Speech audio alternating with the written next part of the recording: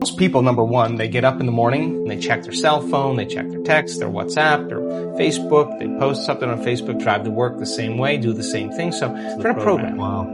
So if you start your day and you start your day with this simple question, what is the greatest ideal of myself that I can be today?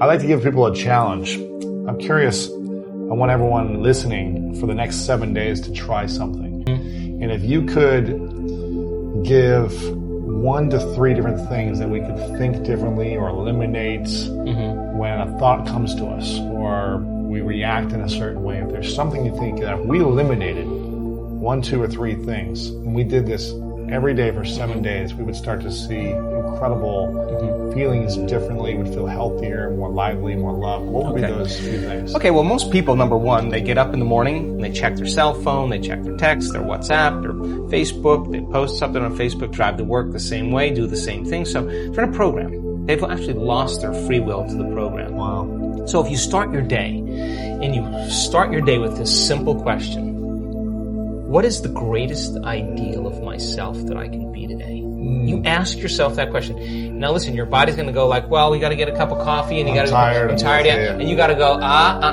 body, you're not the mind. I'm the mind right now. You're going to sit here. I'm going to feed you. You're going to get your coffee. You're going to do all those things. But right now, this is my time. You're going to obey me, right? So now the body's no longer the mind. You're the mind. And so when it wants to get up and you become aware of it and return back to the present moment, every time you do, that's a victory. Wow. And you're changing some aspect of yourself. So then ask yourself, I do this all the time, write down 4 thoughts that you're going to stay conscious of the whole day. I can't, it's too hard. You'd be surprised the moment you become conscious of what those thoughts are, how unconscious you've been to them all day, for weeks on end. Write down what you speak, how you speak, 4 things you want to change, how you act. How do you act? Do you complain? Do you blame? Do you make excuses? Do you feel sorry for yourself? That's a victim consciousness. What emotions do you live by? Is it possible that you're so used to living by guilt, do you allow your energy to drop? Become conscious of those states of mind and body and review them and say, this is the old self. Then say, what thoughts do I want to fire and wire in my brain? And start firing and wiring and start feeling it. What behaviors will I demonstrate today? What choices will I make? 1 day, 1 lifetime. And just like you did, rehearse them. Rehearse the whole entire thing. Begin to install the neurological hardware in your brain.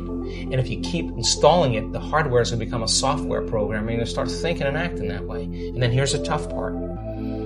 Can you teach your body emotionally what your future is going to feel like before it's made manifest? And don't get up until you feel that way. Now, practice that for a few days and then see if you can stay in that state and watch all of a sudden all those weird doors start opening for you. Synchronicities, whatever they are.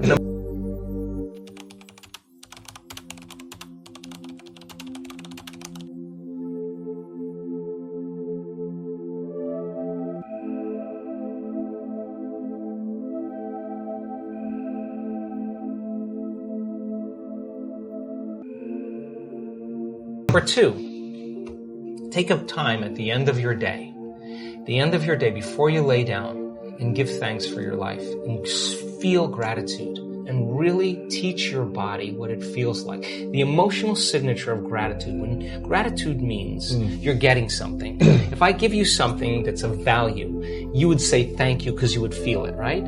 So when you're receiving, you're giving thanks. So gratitude is the ultimate state of receiving. So then people only accept, believe, and surrender to the thoughts equal to their emotional state. So if you're in a state of gratitude, every thought's going to make it right down into your body. If you're saying, I'm healthy, I'm healthy, I'm healthy, I'm wealthy, I'm wealthy, I'm wealthy, and your body's programmed in negativity, it's saying, no, you're not, no, you're not, no, you're not, that thought's going to stop right here. So as you elevate your state, there are about 1,200 different chemical reactions that go on in the body that begin to restore and repair the body in a state of gratitude. And so we've done the research to prove that. 10 minutes and just feel it with all of your heart. That's it. Wow. Third thing, And very important, take time, whenever it is, sit down, close your eyes, and begin to just open your awareness to the space around you and just sense it and pay attention to it and become more aware of it. The act of opening your awareness begins to reduce the stress hormones and creates more coherent brainwave states. I'm doing it right now. It's just a practice. Yeah. It's just a practice. And the more you do it, the better you get at it.